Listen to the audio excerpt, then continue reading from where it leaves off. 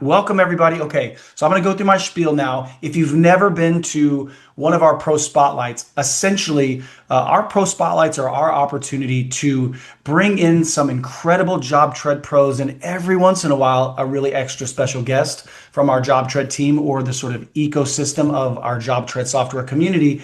And it's our opportunity to let you hear from them some really awesome, well-crafted presentations about the software, about, again, sort of the ecosystem around the software.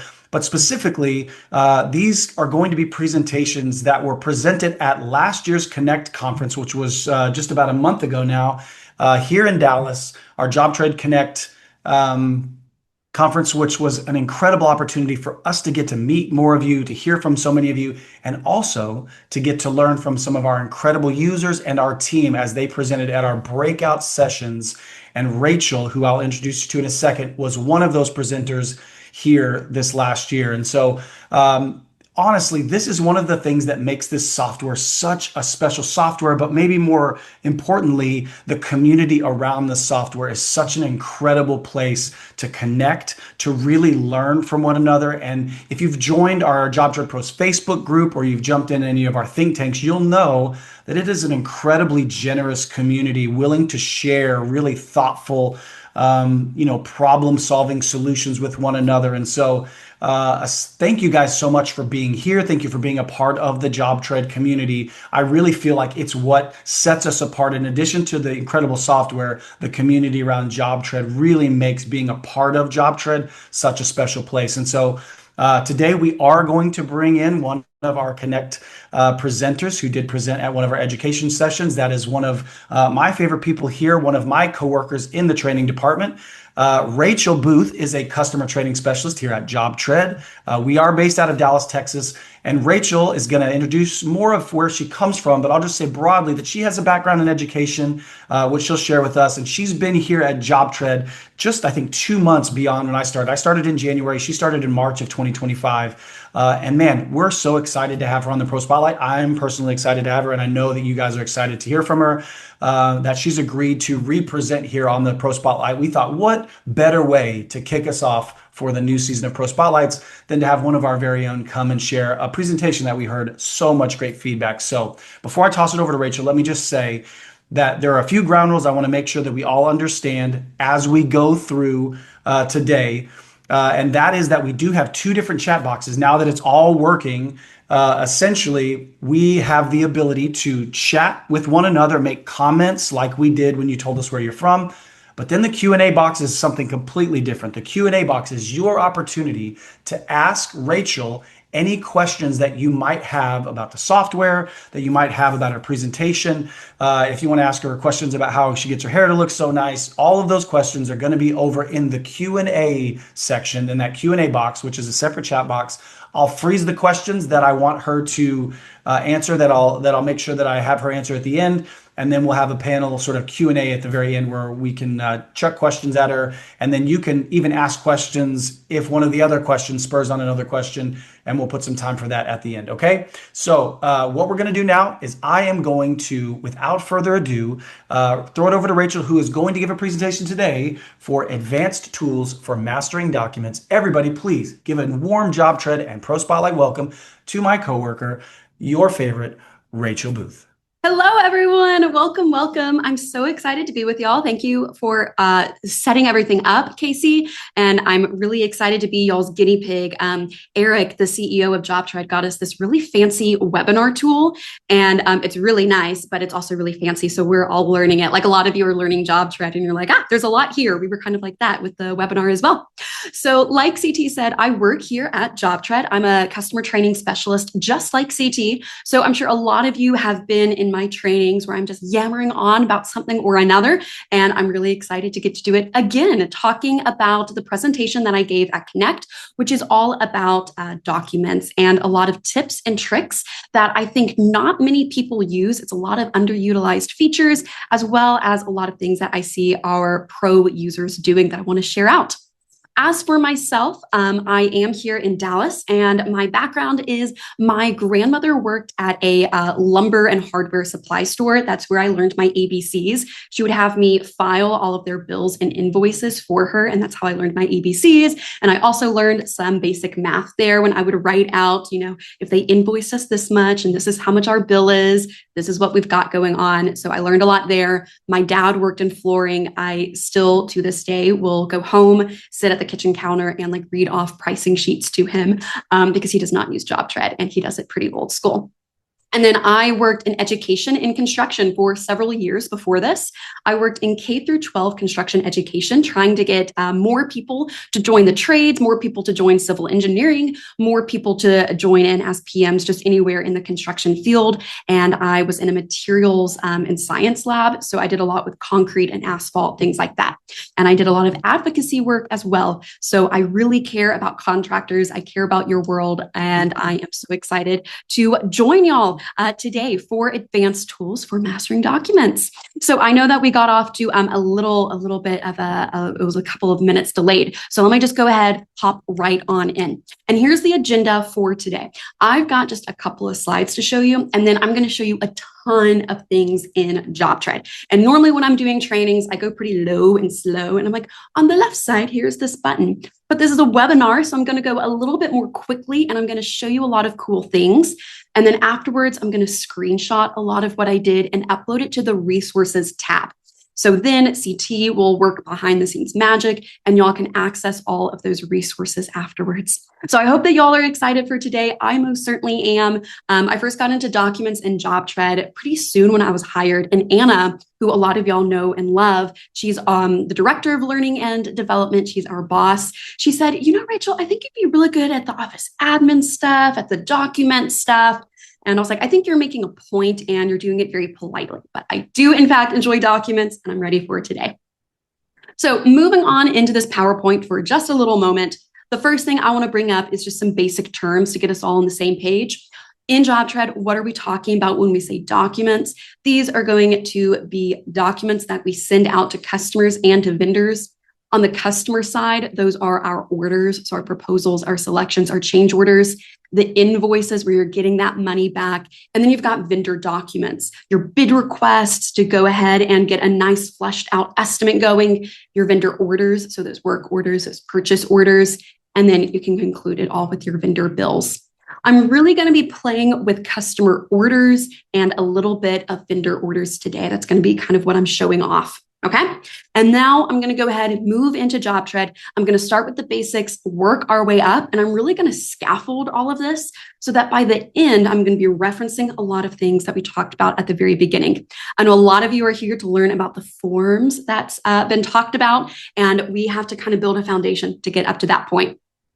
So let's go ahead and I'm sliding on into my JobTread. I made this test job for today.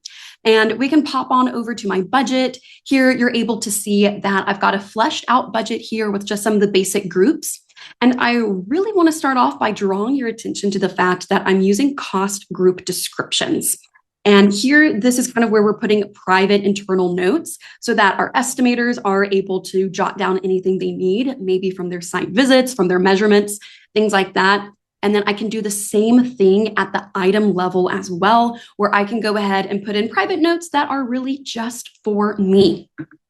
So when I go ahead and I'm ready to create that first document, I'll pop on into one, hit create, and now let's talk about a whole bunch of underutilized features here. One of the first ones I want to talk about is right on up at the top of this document. When you're looking at prepared for, y'all already know y'all can click to edit. We cover that in our basic trainings. But how many of you are actually using this magnifying glass? Because a question that I get a lot of the time is, well, obviously the documents auto-populate with the primary contact, the primary location, but I'm sending these documents out to multiple people, to multiple locations. What about that? You're able to use this magnifying glass, search for any contact that's on the account, and just pop that baby in. So we're defaulting to the husband. I can put in the wife, and now all of that contact information is autofilled. I didn't have to retype anything. And then I can do the same thing for a location. I can pop this on over to their second home, move it all around amongst any one of their locations. And if they have a contact attached, it'll fill out with that info too. So you can absolutely use that to really easily maneuver around. And then when I scoot on down, we're under the document details, and you can see this is pretty fleshed out. This is looking really good, right?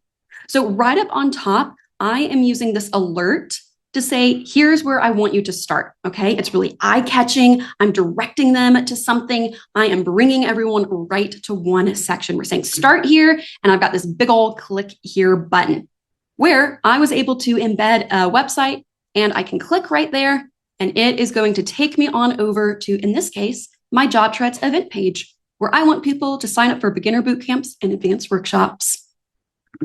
And we can keep it going. I've got headers right here. I've got my bullet points, and this is looking really good. Plus, I've got some blank areas to fill in. Well, let's going to take a step back. I talked about some specific tools going on here. What I really want y'all to notice about this document description is the client experience. What sort of experience are you cultivating for them? I would like for you to have documents that are clear, directive, and pretty, okay? So clarity, I am saying you have to start here, all right? I am also giving them direction by doing so. And I clearly am laying out what the goals is, what the summary is, and what their target budget is. I'm showing that I heard them and I'm applying that so that they feel listened to and they feel valued by me. I'm including a promise in here. A lot of our JobTread users do this. They have a promise or company ethos, something like that. I love to see it. There are people like Ryan Stone, Chad Hamlin, Chris Donatelli, and many more that make this description area really stand out for why their company is different and why their client should choose them. And I think they do a really beautiful job incorporating what their company values are. And I encourage you to do the same. It'll make you look professional and it holds up accountability for everyone involved in the project. All right. And like I said, I leave some areas blank so that I can go ahead and pop on in here. You just click, and now I can go in, add my goals, and add that budget that we spoke about with them to really personalize this. Okay, moving on down in the document. Under description, y'all already know that we can use these little eyeball icons to show and hide different information. This is some 101 stuff. Y'all already know that. But what I feel like a lot of people don't know is that you can go way, way deeper in this, okay? Because I get questions all the time like, oh, I really wish that my, line item description wasn't there or that I could change it. And look at all this. I've also got private information all over here. How do I hide it? I guess I just got to delete it out of the budget. Let me change your world. At the bottom of this page, I've got my edit item details. When I hop on into there, I'm going to view my document as if it is on the budget. And every change I make here is only on the document. We are not pushing back changes to the budget. Document only. So I can go ahead and I can use these eyeball icons for a greater level of visibility. So when we were just on the document, we had it kind of broad. Here we're getting real granular. So I can go ahead and just say on my line items, turn those eyeballs off. Now, when I save and I show that, just those line item descriptions are gone. Okay, I only did the ones that I wanted to. And when I go back in, I can also just go ahead and change the descriptions. So right here, I can go ahead and say client friendly language. Okay, we're not talking about estimating anymore. We are talking about sales. Okay, we are trying to push this. We are doing something that is educational here. All right, educational. So let me save all of that, close it. And now you can see that description has been changed. But like I said, that did not impact our budget. I'm going to look at our budget for just a moment. Boom, it looks the exact same. Okay, we only did that on the document level. We did not push it back. I want to kind of hone in on that idea about making changes to the document itself. Because you can see you can also add items and entire groups, whether it's from scratch, from the catalog, or from your budget. And again, this isn't going to change your budget. You're doing it all at the document level. But what I see some people do is they send out a document or they're drafting it. and they get a call from the client and the client wants something different, or they talk to one of their trade partners and the pricing's changed. So they go to this drafted document and they change it. They go into edit item details and they change all sorts of numbers, all sorts of language, and then they save it, they send it, they sign it, they move forward. The problem with that is you now have two sources of truth. You've got this random document that has information, and then the budget itself has outdated information. What I really encourage you to do is only make changes on the document that you're using for client purposes, not internal purposes, not budget purposes. Because I don't want 6 months from now you to go, oh, dang, what numbers are we actually working with? My budget and my proposal, my signed proposal are different. What's the truth? Have one source of truth, and that should really probably be your budget. And your documents, you are just going to be changing to make aesthetically pleasing, to make client friendly. You are not going to be changing those hard numbers, okay? But if you ever make changes and you need them to be pushed back to the budget, you can. If I happen to make a change to one of my costs, I can highlight anything and push it back to the budget and keep it updated that way, all right? And when I do that, JobTread will highlight anything that's been changed. Right now, nothing has. If I had changed anything, it would let me know in yellow, and then we can make sure that it's all synced up. But I would just avoid changing those hard numbers and only do this for aesthetics. So we've got that I really wanted to walk through. I think it's underutilized or sometimes kind of used the wrong way, and hopefully that makes your world a whole lot better, okay? A few more things to walk through. Down towards the bottom of this page, you can see I've already got my terms and conditions in here, but we've got our customer signature. And as y'all know, if you want more customer signatures on this, then you can just add those when you send. So if I pop on up to the top and hit my send button, and then I add my wife to this, and we've got my husband and my wife on it, and we send it out, we've now got multiple signatures at the bottom, right? Which is good. But I know so many people are asking, well, I kind of want it to be in sequence, right? We need one person to sign off and then another, so on and so forth. But when you have it that way, what signature really matters? It's the last one that really matters. So I would urge you to consider how many people really need to be signatures on this. Can they just be a recipient where they're viewing it? Also, JobTread is never going to consider a document approved if not all of the recipients have signed it. So it will keep your pathway all in one place. And then you're not overcomplicating the document by pinging it from person to person. It's just made, it's waiting, and when the last person signs, it's marked as approved, okay? So we are going to remember that for our multiple signatures. And then, of course, you've got your payment schedule here.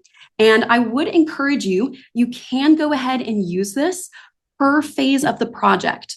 So in this sample document, we're on my design agreement. I can go ahead and ask for a certain amount or everything I put on here, if maybe you're only putting your design fees on here. And that way, every project phase you go off of, it gets signed off and you get some payment off of that, okay? Also, whenever a document is approved, something that you might not know, because this is a relatively new feature, is that you can go ahead and convert the document. Any approved document, customer or vendor, can be pushed on over to convert. And now you can push this information to any template that you have. All right. So let's just say I want to turn all of this into a purchase order. I can absolutely do that. Push it on over. Let me choose some people here, hit create. And now all of that has been pushed on over. Here on the vendor order, I want to point out just a couple of things for you. One of them is you do have your vendor details on your vendor orders. You're able to see all of your custom fields right here. You can update any of them. And if anything is expired, like your COI, JobTread's going to give you a little warning right here as well. Plus, on your vendor order, just like your customer order, you are going to be able to attach a payment schedule. So if you work off of a regular draw schedule with your trade partners and you've signed up for a net 30, a net 60, a net 7, whatever, you can go ahead and add that here to bill them and have those drafted bills ready for you as well. A ton of people think that's just for the customers. but you can do that with your trade partners if you work off of something regular. And don't forget, you can attach things to the schedule. So for this purchase order, I can say, yeah, as soon as you're done with plumbing, we are going to go ahead and send your whole bill as soon as this has been marked done. Okay. Now that takes a ton of paperwork off of your desk. It's going to go into drafted. You'll be able to track that through your AP and AR process, all of that good stuff. Okay. Now, a lot of what I've showed you has already been pre-templated. We had that description, we've already had these schedules, and there was also that really beautiful header on the last document that you and I were just looking at. And I didn't even mention that at all. And I'll show it to you just in case you missed it. But we have this really nice header pulled up. So where did so much of this information come from without me showing you where it did? It came from your document templates, and that's what I want to move into next. Your document templates are in your settings, and then they're up in your document templates. And here you're able to personalize what JobTread gave you, plus you can go ahead and add your own. So for the one that you and I were just in, we've got this design agreement that I've named. I've added some emojis to it to make it look kind of nice. And I've used all my text markdown to go ahead and really format all of my description right here. We already have my footer of terms and conditions.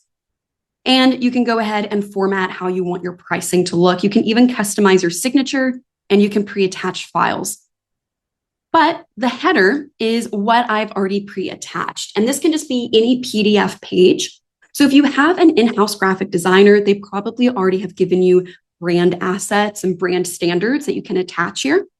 But if you don't have that, and if you're kind of thinking, what sort of outfit has an internal graphic designer? This is like literally me and my spouse running the show. You are going to be able to get headers like this pretty dang easily. So this one right here is just one that I got off of Canva for free. And I spent like 5 minutes slightly arranging to make it look pretty for you guys. And I'm not a professional, and this was 5 minutes and it was free. If y'all go to something like Fiverr, which is Fiverr, they have a lot of people doing gig work, and you can absolutely have someone custom design a header for you. I know a lot of people use AI, and there's kind of debate over it all, if it always looks nice or not, but you can definitely get like some graphic design grad student to do a header for you pretty quickly, pretty cheaply that aligns with your brand standards. And I really encourage you to do that. You can always also add a cover page to this, and JobTread will auto create a cover page. But when you want to get in more depth and you really want to show off work that you've done, people in your company, those company values we've talked about, that's going to be on this header, that PDF that you can go ahead and upload. Plus, on every single one of these templates, I want to circle back to that idea of payment schedules. When we go on over to payment schedule, you can see that I've toggled on send on order approval, and I'm asking for an amount. I've done this for all of my customer orders. So when we are done with the contract, I'm asking for a deposit. When we're done with the design, I'm asking for my design fee. And when the job is completed, I'm asking for anything remaining. You can also do this on your change orders, so that as soon as a change order is signed off on, your client is paying for the amount on that change order.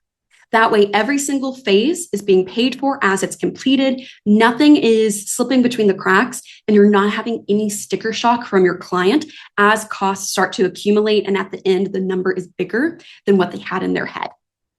So I definitely encourage you to consider if having document templates per phase of your project with this payment schedule could be beneficial for how you'll do your invoicing and billing. I definitely like it. I think it's pretty useful to know. All righty. So I see something about the Q&A, and we'll direct some for the live Q&A at the end. All righty. So hopefully that is going well. I can't see the Q&A yet, so I'm definitely not ignoring anyone. CT is taking care of all of that, and then I'll see what he gives me at the end. So we've walked through a couple of documents. We've walked through how I've templatized them. Hopefully I've given y'all a lot of tips and tricks so far. I do want to talk about a pretty big and exciting concept, which is using kind of sorta forms in JobTread. And I know a lot of people just perked up quite a lot. I can already see things pinging away. I know forms is really exciting.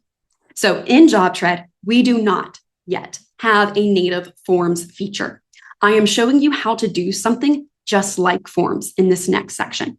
This year, 2026, our dev team is working on forms. I'm not making any promises, but they are, for a fact, working on that code right now. So by the end of this year, 2026, you might not be doing the process that I'm doing now, but hopefully what I'm about to show you gets you through the year, and you'll see that it's pretty easy and super, super customizable. All right, so let's talk about those forms. When you're doing it, it is actually not here on the document templates. I know a ton of you are probably thinking, okay, show me how to build that template. It's actually not here. I have gone ahead and created templates to use my forms on, but they're not stored here. Where they're stored is in the catalog, because what I've done is created cost groups that are just selections. So when you go to my catalog, you can see it's actually built off of cost groups and cost items.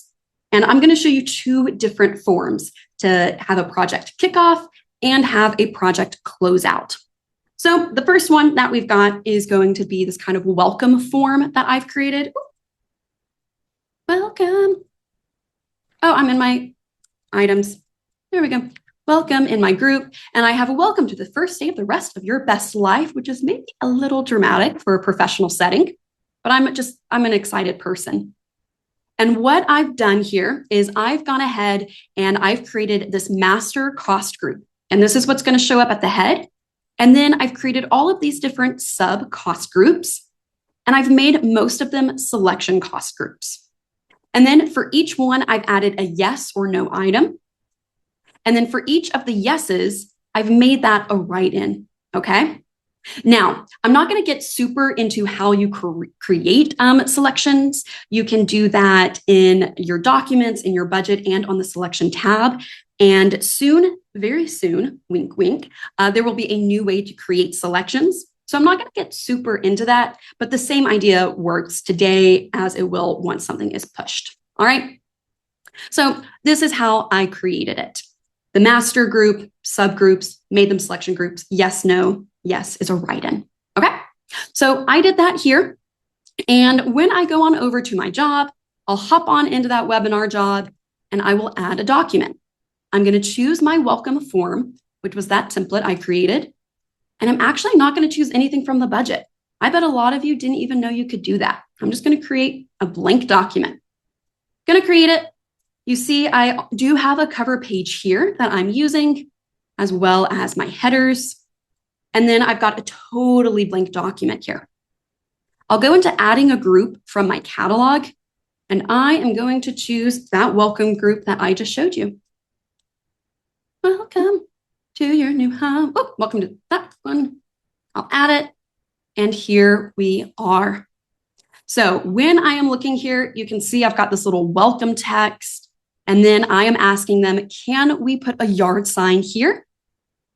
We will offer you a discount if you do say yes. What do we need to know about parking? What about access? Any pets? And any special items that we need to take care of, okay? Now, I do have these quantities and these costs, which don't look good. So I'm going to X it out of that. And can anyone tell me in the chat, built on the knowledge from the first half of this training, what could I have done to make that easier for myself? Let me know in the chat. This is the trainer coming out of me. I'm doing a little quiz for y'all. What would I want to do so I don't have to click off those eyeballs every single time? Justin, Melanie, Riley, you've all got it. Formatted it in the document. You can just hide it in the template. Derek, Crystal, Katie, Liliana. Oh, good to see Liliana. Mark, Dennis, you are all so totally correct. I could have just had that in the template and then I don't have to do it every single time, okay? I would turn that off in the template and it's already done for me. So I'll save what I have so far and I will pop on up. I can give this a little subject and we're going to circle back to the idea of using subjects. I'm going to say, welcome to your new home project. We'll save and send. Now I'll send it off. You can always preview what they saw using the 3-dot menu, but they would have seen something a lot like this, where they are able to select yard sign. Oh, yeah, I want a discount, parking, Yes, just not in the cul-de-sac. Property access, nope, they are going to be open. Yes, there are dogs, and yes, there are special items. The stained glass will be used again. Okay, good to know. Now they can sign off on it, which, if y'all know anything about me, I want people to sign basically every single document ever because I want it to be legally binding. Y'all might not want a signature, but I'm a better safe than sorry type of gal. So they'll be able to approve that. And now you've got it signed off. So this is great. You've collected this information. You gave them a really nice experience on their own end, but also this information is immediately actionable, okay? Because when I go over to my specs, you are going to be able to see that. Now, we've got my normal budget information here, okay? All my normal budget information came on over about my trade work. But I want my field workers and my trade partners to know about all the information my clients just gave me, especially parking and the yard sign and what material to be careful with. So when I go to edit items, you can see I've got welcome to the first day of your best life. I'll turn that on. I'll turn this little guy off, just makes it easier for training. Save my changes. And now when I view, all of that information has been added. So me, my PMs, everyone, we all know what directions our client gave us. And it's all nice and right here. And when the new selections gets unveiled soon, wink, wink, this will kind of automatically push to specifications if you want it to. So that was the first form I wanted to show y'all. I know a lot of people were pretty intrigued by it. And let me show you another one. This is pretty dang fun. When we close out of a job, most of y'all are probably hoping for referrals. You're wanting for good reviews because that drives a lot of work. Generally, a good referral is really worth its weight in gold across any industry. So I definitely want to collect reviews. I want to collect referral. And then I also want to know internally how well we did on that project. I might even have some KPIs for people like my project managers to know how well they performed with the client. So I'm going to do a similar form, but instead of for the start of the job, I'm going to talk about it at the end of the job. So once again, I'm going to hit plus document. This time I'm going to choose my job completion with like fun little emojis again. Again, I'm not going to choose anything from the budget. I'm just going to create it nice and blank. You can see what I have. I have an undersigned acknowledge that the work was completed. I've got some warranty language here as well. And I'm going to add a group from my catalog. And this is going to be my job completion. And you can see in all caps, I put happy customer so that no one in my organization accidentally asks for a review from someone who's not so happy. So for our happy customers only, we are going to use this catalog. And here we have, please rate your satisfaction. Do you have a friend in mind who would like to refer? And then you both get a discount. And here I have not just no, but not at this time. And then I also have, do you have any feedback for Rachel's remodels? And then I got a huge link right here to take me to Google reviews, which just like all of our links takes us right here to a brand new review. It takes you right there. Now, on the previous form that I had the quantities and the pricing right there. And you were completely correct when you said, well, just on the template level, turn those eyeballs off. I have something similar here. My quantity and my totals are turned off. That looks great. But something that I might want to do is it says, do you have feedback, Google reviews? And then it also says yes. So I am allowing them to give me an internal review, but I'm already getting a rating. And I don't want them to accidentally just write it here and not go to Google. So I want to hide this line item. Do y'all remember how we can hide just one little line item? Because I'm not seeing eyeballs anywhere. So how do I do that? How do I get rid of this thing?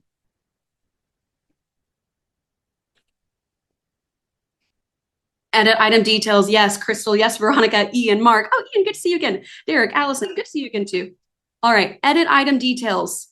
Hide that little sucker. Save, close on out. And now they don't even have the option to give it to me. I am taking them straight to their Google reviews. If they want to write something, they are only going to Google because I want that to be public. And of course, I can exclude this from the budget if I don't really need it there. You can always use that exclude from budget to do non-job costing documents. So I've got all of that. I will say job completion for my example customer. I'll save it. I'll send it. And one thing that I actually want to do is I do want to show you that email. And we're so proud of our work. We're so grateful. You were wonderful. I've added a tiny URL to a Google review there as well to try to really maximize my chances of them giving me a review. And then I've thanked them. This would also be kind of a great time to use a workflow. If you want to get really advanced, don't feel scared. This is only if you want to be advanced, to have a workflow for some sort of to-do or task reminder to send them a thank you gift, some sort of gift basket as soon as this is sent or as soon as this is approved, so that you are really, really standing out amongst the competition. So now I'll send that, and our client can say a 9 out of 10, good enough. They can say yes, and then maybe they are going to say my sister, and this is my actual sister, but not her real phone number. And then I can go, oh yeah, let me go ahead, and this will take me right on over when they click in, right on over to that JobTread reviews, but whatever it would be for you. Okay, so we can save all of that. And once they've signed and approved, we've collected all of that really good information, and we are hot off the presses with a brand new lead for us to go to next. So I really do enjoy that form for sure. Alrighty. And remember, that is cost group with cost items that have been turned into selections. And I just used it right on here. And if you're wondering where I went to create all of that, I always suggest that you create it in some sort of test job. So before Connect, I had this Connect work job. And in here, you can see in my budget, I created multiple forms until I saw one that I really liked. And you can use this preview button to just see what it would look like, so you don't even have to generate them all. But you can also see I sent all sorts of documents to myself to make sure that it looked the way I wanted. And I really encourage you to do this as well, especially when you're doing something like selections, because you can just go ahead, create those here in the budget, preview them, decide if you like them or not, and then save them back onto your catalog, which is just highlighting and then exporting back to your catalog. So that's kind of the behind the scenes of all of it. But you and I have talked about so many document types. We've talked about contracts and design agreements and forms, and I kind of sort of talked about vendor orders as well. It's kind of been a blitz so far. And when you are doing this in real life, it'll feel like a blitz as well. And you will be thinking, how am I supposed to organize all of these documents? This can feel like too much of a good thing. So let me show you some organization tips. All right. I'm going to take you on over to your Documents tab. And here we're going to talk about custom views. Again, hopefully you all know the basics of custom views. You just hit your gear icon and you use these different tabs to filter and to sort and all of that good stuff. I'm going to show you a lot of custom views that I think are going to be great for staying on top of all of your documents. So we're able to do ordering and receiving. And those of you that went to, I'm almost positive it was the Anderson Pro Spotlight last year. They did this example, and it's just like this great example of talking about where you want to know with your ordering and receiving. So what I did for this little guy is I am looking at all of my vendor orders that are drafted or pending. And I am looking at the subject, the account status, the status and created at, and really that subject is the big one here. This is one of the reasons why I really talked about subjects earlier. A lot of people don't use them, but they give you so much data because I'm able to look across all of my jobs and see what my ordering and receiving is. And a lot of people ask for this because you can do a material tracking view in a job budget, but you can also do this here across your whole organization if you're just using your subject line. So ordering and receiving is good. Also, I don't know if y'all knew, but you can look at when any of your recipients were last active in JobTread and when they last looked at one of your documents. So right here, I'm seeing every one of my documents, who received it, when they last viewed it, and when they were last active in JobTread, as well as their follow-up information so that I can quickly try to hop on any hot leads, which my next view, I've already narrowed it down so that here for my sales reps, in your case, it might be your estimators or someone, can see exactly who those hot leads are and follow right on up with them. And in this case, I've filtered it down to only if they're open and if they're not lost just yet. So this way, it is only still pending ones, and my people can look, okay, when were they last looking? They can also sort this by how much money is on the line. This is how much we've got in the pipeline, and really try to go ahead and close those sales. We can also look at our open bills and invoices. So here I'm able to see everything that's drafted and payable. I'm able to see what accounts it is. I would probably use the sorting feature to really get down and sort this maybe by your account, or you might want to sort it by amount. And same exact thing for invoices so that you can get a good look at your AP and AR. And finally, I really love a change order custom view because I think that this helps close a lot of kind of mental gaps in projects where you're going, I know that our estimates weren't perfectly lining up with the actual amount spent, and you're using JobTread and you're using job costing to kind of get down to what cost codes or cost items were causing that. But here at the custom view, I'm also getting into the why. I'm getting a little bit into the psychology of it all, okay? Because not only are we able to use the job costing to see like the codes and stuff, but here I'm able to see what project managers and sales reps were attached to the jobs that are having change orders. So Bobby's got some change orders. They all came from Keegan. So there's a little bit of a difference between how Keegan is pricing and Bobby is running. And I'm able to see that dumpsters and garbage bags were my COs. And then as I'm going down here, I'm seeing Keegan a lot here. So I might need to talk about Keegan underselling things. But I'm also missing all of these subject lines. So I am not seeing what we're overspending. Is it lumber? Is it plumbing? Is it we keep having added scope of work and it's not actually an estimating mistake? Why are we having all of these change orders? This is a great piece of conversation for me and my team. If I were only using the subject line, I would have a lot more insight into why this is all going down if I had really clear subject lines. And then I would know who and where and why and what. I would be able to really get into all of that. So those are some custom views that I think could hopefully be pretty helpful for your organization to not only organize all of those documents you have, but also go ahead and get a lot of insights into them as well. And then finally, I kind of want to wrap this up by talking about that highest level of reporting we've got on the dashboards, talking about our AR and our AP. So when you go home, you are going to be able to see all of your dashboards. And here's one that I created. And I did this just for show and tell purposes. Most of you would have a separate dashboard for your AP and for your AR. But here you're able to see over in payable how many open bills we've got. And I've put thresholds on this. So I'm able to see it color coded if it's good or bad. We've got green, orange, red. We're kind of hiking up these open bills.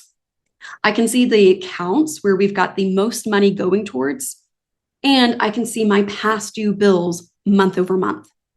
Same exact information over on my AR. How many invoices we have? 13. That's definitely red. We need to go ahead, get our AR, and then who is it? Who is it that we need to talk to? Definitely the Austin family and the Kennedy account, and then our example people, as well as the Baileys. We need to go ahead and call them up. Plus, I can see the exact amount of money that we could have in the company if we had just collected all of this. So that is an overview of a whole bunch of tools that you can use moving forward. And you can do more. I mean, think about all of the custom views I just created at the document level.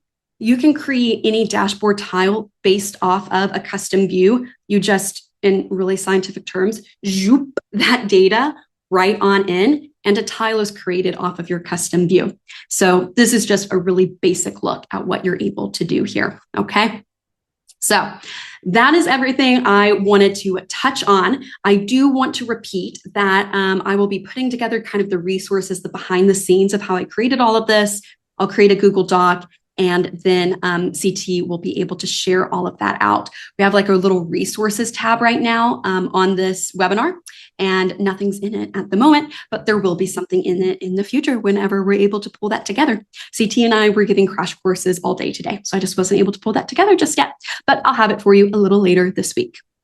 Thank you all for paying attention. I really hope that this was helpful, and I look forward to answering some questions. Love it, Rachel. Everybody give her a round of applause in the chat. Fantastic and robust bit of information. Yeah, it was great. It was great for me. I feel like whenever you have good teammates, good coworkers, they make you better. Rachel has definitely done that for our team and for me specifically. So Rachel, thank you so much for being willing to jump in here. We have so many questions, but let's answer the one question I've had several times. Can you guys just give me some affirmation that you guys can see the resources icon in the webinar toolbar right now? Can you guys see that? Somebody give me a thumbs up or affirmation. Okay. There should be in that resources a link that says Rachel Booth's, resources. That link will host some of the templates. She can export it, and then if she wants to like record a video for some of that, she can. But if there's one person that's going to create great resources, it's going to be Rachel. She will put the resources into that folder. So if you grab that link, go ahead and go to it. You're not going to see anything in it right now, but she will populate that folder with all the resources and everything that we have. And some of what you've asked for, I'll just make sure she knows because we have it in the Q&A here. But also just know that in the YouTube upload of this webinar, I will make sure that the resources are there as well. Okay. So just want to make sure that you guys know that. So without further ado, Rachel, we've got a ton of questions. I did answer a lot of questions that were incidental to where you were, but froze a lot of really great questions. So first and foremost, Justin asked, and he was talking about, whenever you first got into your documents, he's looking to give the scope of work to his team. He's wondering, how do we transfer the scope of work details to, say, a work order or form for my team to be able to pull up and work off of? I think he's looking for a little bit of interaction with the scope of work and a form. Yes. So when you are doing a scope of work, wherever you're doing that, a bid request or a vendor order, you can go ahead, and if you have kind of a standard scope of work that you usually work off of, if that's a little bit more contracty, you can go ahead and put that down here in your footer. Or if it's a little interactive, then I would definitely have it templatized here in the document description of your PO or your work order. And then you can go in and fill all of your details here. If it's something that's really going to vary per job, then I would attach it as a file. You can upload that PDF that you're updating per PO, and you can attach it right here. And then it will be here for you and your vendor so that it's nice and organized. So depending on your level of flexibility, those are the three places I would put it there. And then Justin, you're saying your staff, not your sub. Then I would think that you would probably be using the specifications. Or you can just create a document that's internal. You could put it under vendor order or customer order, but you never actually send it out. And it's just internal use. And you exclude it from the budget, and you're able to work with it there. Love it. That's a great option. Ian Price was just clarifying, aren't the internal notes for us and the description is visible on the proposal? Yes, you might have asked that before I showed you how to take it away. Absolutely. So this is visible to us and to the client at this point. But when I go and create a document, I can go ahead and use edit item details to get in and use these individual eyeballs, or I can change it here on the document level. And then it's only changed for the client and not for us. Love it. All right. Hassan said if we are creating a vendor document or a purchase order prepared for, we use for the party we are sending that order to, but we also want the client information and phone number to populate so that the supplier and the crew can contact them. How do we get the client contact information in the prepared for section that is already being used? So basically, how are you leveraging that? What would you recommend? Yes, I would put the prepared for whoever it's like legally being prepared for. And then I would have the additional client information, the context, not the legal part, but the context. I would have that here in the details. I And you would. can even, update this as well, the little address there. Mhm. Love it, love it. All right, so Benjamin said, how do we populate the first description section with all the promises and goals of the project? I assume he's thinking about the just the details and the description for the like scope of work and stuff. Yes, I have this templatized in my settings and my document templates on this design agreement type. And then I just click to edit. So my project goals would be a new home, pretty home, you know, whatever their goals are. And then I can upload their budget, which is just billions of dollars, save. And now this one document, not my template, but this one document has the project goals and has their budget. And I might even highlight and underline that budget too. Yeah, Benjamin, there's a lot of really cool stuff you can do at the document template level that helps you from having to enter that in every time. And then Harish says, can an approved document change the job status to a specific value and also potentially generate a deposit invoice? And this, I think, maybe sort of interacting with the invoices, but I'll just kind of throw it your direction. Mm-hmm. So I'm going to answer that kind of backwards. So the second part, generate a deposit invoice. Absolutely. When you go on over to payment schedule, you can add as many scheduled invoices as you want, but definitely that first deposit can be sent as soon as they approve. So once my client hits approve, this $5,000 is going to be asked for instantly. And then anything else I added will be drafted. And then the first part of your question was, can an approved document change the job status to a specific value? So once you have an approved customer order, that job is now marked sold and it's marked open. And you can see that in your job directory and you'll be able to see all of those columns update. So I think like even here on the dashboard, we can see that it's been marked approved. If you meant a specific value, I'm trying to think of what that would mean. Your approved orders would be right there for you. And if you wanted to get more involved, you could use a workflow for when document name is approved and then whatever you're wanting there. Okay, so there is a question that's less serious, but definitely we've actually had somebody come back in and make sure that we ask it. Well, I definitely want to know how she gets her hair so nice. We actually just had Veronica ask if we could circle back to the hair question. If she wants to add her hair routine to the Google Drive, all us curly-haired women would be so grateful. So, I use Milbon fine hair shampoo and conditioner, and I use a lot of conditioner. And then I flip my hair over when it's not drip wet, but like still mostly wet. And then I scrunch until it's like semi dry, semi wet. And then I flip it back. And on occasion, I use an anti-frizz, but a lot of times I think anti-frizz makes it too heavy. So I'm still debating the anti-frizz of it all. I love it. I love it. Absolute nonsense, but in a good way for people that, have longer hair than I do. All right, so let's see. We're going to go to Andrew. He says, is there a way to tie a client proposal payment schedule to an individual budget cost items, or do you have to create each schedule bill manually? We often have to bill based on milestones that are cost item budget driven. That's such a good question. Okay. Yes and no. In a super, super easy way, no.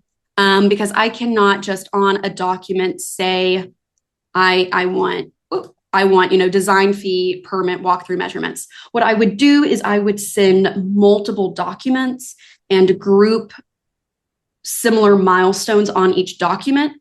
And then on the payment schedule with all of those similar items, I would tie that to something that is on. So I would do design fee. When that's marked done, all of my design work is going to get billed. That's how I would do it. Love it.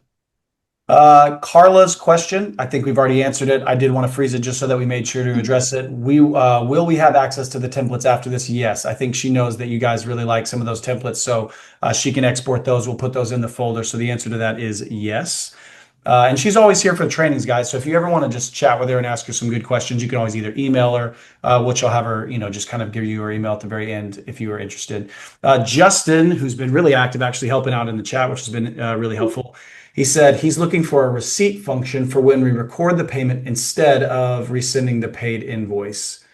And then Derek, I guess, added some context or even a final statement showing the original cost, all the change orders costs, and all the payments. I know we've got. Okay, let me think out loud. So for a receipt, you can always PDF it. And then on all of your invoices, you've got this progress amount that shows what's been approved, what's already invoiced, and then what is on this current invoice. You've got all of that. Plus, you can have in your footer, you can show the payment schedule to keep reminding them on each document. And then, of course, any of this can be PDF'd and shared. And your client will be able to see on the dashboard what they approved, what they've paid, and how much is left. So they won't see all of this, but they'll see the invoicing specific details here. Love it. Somebody said this earlier. I don't know if you saw it, but how quick you are on your feet. So just way to go. Thank you. Let's see. Megan asked the question that I thought I was going to answer it. And I thought I'm just going to let her answer it because it's kind of fun. Megan said, since new selections is getting rid of the write-in feature, will there be another option to accomplish these forms that have yes, no write-ins? Yes, you will still on your budget be able to do that. So even when our new incredible life-changing selections are rolled out, you will still 100% in your budget be able to create a selection group the way you used to and on a document. So you will still be able to do that the way that you want to. Plus, we are also going to have discussion based. So they will be able to answer you and then you record that as a selection as well. Nice. So you will get what you want. Yeah. So let's see. Anonymous attendee says, is there a way to push a change orders details and descriptions to the specifications tab? I thought this would be an interesting one to hear you That is an interesting one. So, okay, let's think that through. When you have a change order, you are changing something in the budget itself. You are updating the budget, right? That's the point of a change order. It's to reconcile your budget. So when you go to specifications, your items will be already updated. And if you added to the scope of the work, then they'll have been added to the budget and you can now add them to your spec sheet. So yes, if it was already there, it's going to be automatic. And if it's added scope, you can then add it on as well. Nice. That's what I was thinking. All right. So Derek Schroeder, who's also been pretty nice in the chat as well.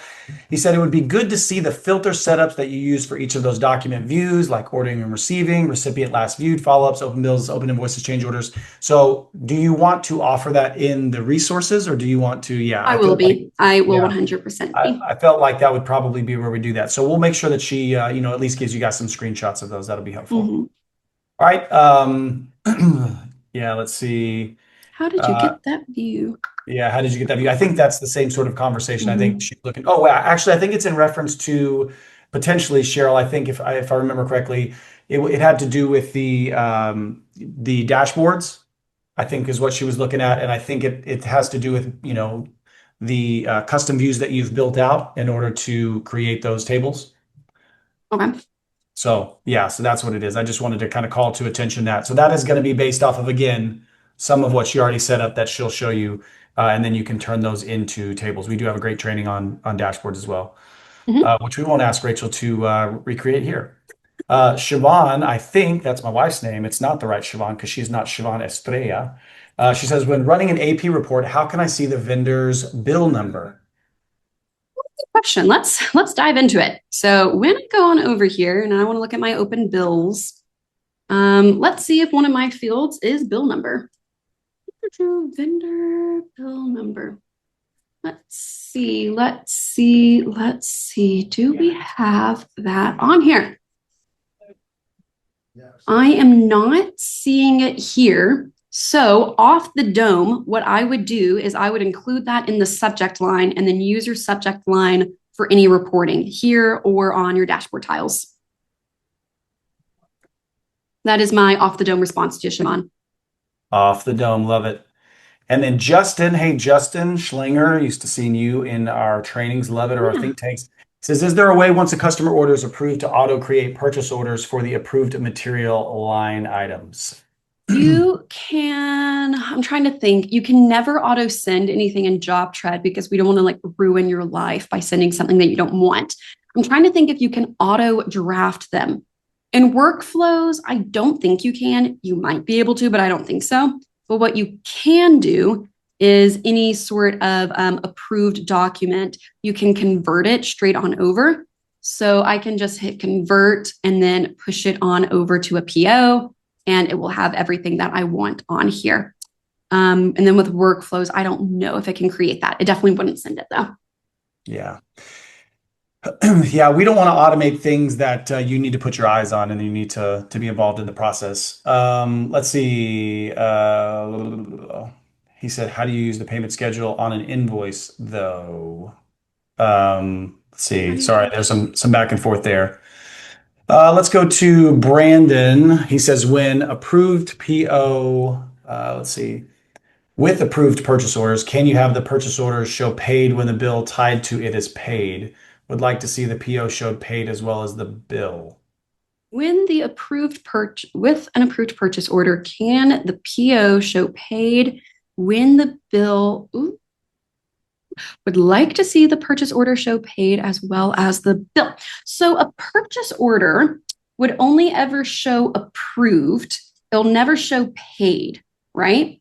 This is kind of as far as that PO is ever going to get, right? That's kind of the end of the line for this guy.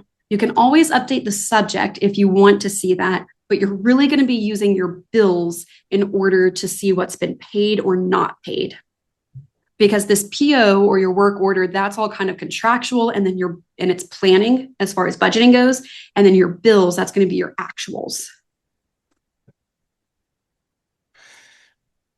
All right. That's good. Guys, you guys are blitzing these questions and she is making her way through. Matt said, can we add parameters into the document descriptions or auto-populate some details? Not yet. That is a super high up feature request. We might be working on it, and I'm not being coy. I'm trying to think. We're looking at customizing documents more, what that looks like, and what we're able to do. So we are playing with seeing how much we can customize. At this moment, no, but there is a feature request.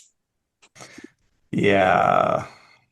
Let's see. And then Justin, real quick, the payment schedule tab is where you're going to go to schedule those invoices. All right. Let's see. All right, so we've got Brandon's question. It looks like this is the last one. We're gonna let her kind of go about her day. I don't know if you guys know this, but she is in the middle of a million different things. So we're gonna say, David says, is there any plan to be able to change the document title so in the customer's action items, they're viewing a document line similar to kitchen countertop selection instead of selection 2138-126? Do you want to tell David why the answer is what you're about to tell him? Yes. So on the document itself, we will only show in this top right corner the number because that is what we are legally supposed to show. That's what makes this a legally binding document. If you're talking about when they get it in their email, we are improving that selection communication. So it will be better for like literally selections. But as a whole, with documents, we are going to be keeping this top right the same. And a lot of people don't like it. We hear you. We are trying to legally protect you, though. Yeah. All right. I'll sneak in another one. Anne was just saying she wanted to follow up on the purchase order work order showing paid question. Is there a related documents report? So if I go on over to reports, I can see my cost by vendor and I can see all of my POs and then see all of my bills. So you can see that right here. They're just nice and close, tied right there on your report, and that's done for you. Plus, on your schedule, if you have any money tied to anything, it'll also show up here. But in that reports, this might be what you want, where you're able to see that PO right next to your bill. Okay, and then I'll let you answer this. I could answer it, but I don't want to have you just sitting here dead air time while I type it out. But Jonathan, was just curious, For POs, he was wondering if you could use related documents to check if they have been paid. Yes, you could. Excellent point, Jonathan. Excellent point. You truly could just click that one button. You are a JobTread pro. Good job, Jonathan. Yeah, and really, guys, this is again one of the things that, as we said, really makes this community great. Is you guys have so much information that you've learned that we are learning from as well. So I learned so much from Rachel. We all learned so much from you guys. Hopefully, you guys are appreciating the trainings that we do for the training team.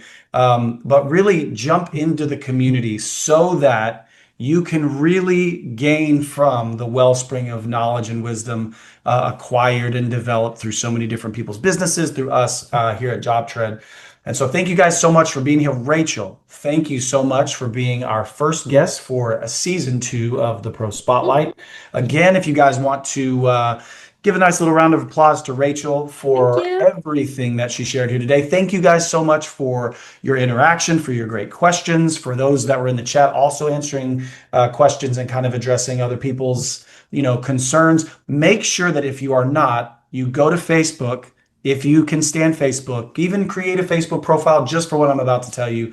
Jump into our JobTread Pros Facebook group. Make sure that you guys are aware that that is a great resource for you. I'm going to put a link in the chat. It's not for a whole year, but if you love today, first of all, make sure you're coming back to the Pro Spotlights throughout the year, but go check out the Connect website and learn about the Connect conference and make plans now to be there next January so that you can learn from people like Rachel and other users like you and learn so much that will really help you in your business. So, if you guys have any other thoughts or comments, you want to shoot them to Rachel. Her email is rachel@jobtread.com. She would love to see you in any of our trainings that we have coming up. Rachel does every Wednesday a think tank by industry. So make sure that you're checking into those.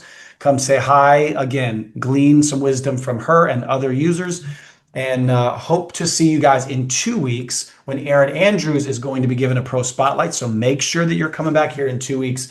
I'm excited to just continue in a great season, but I'm glad that we got to kick it off with my coworker and friend Rachel Booth. Again, Rachel, thank you so much. You want to say anything else before we get Y'all, out of here? thank you very much. All right, guys. We'll see you guys in 2 weeks or in a training hopefully soon. Bye, everybody. Bye. Awesome hair, Rachel. That's how we're going to close it. Awesome hair. Bye, everybody.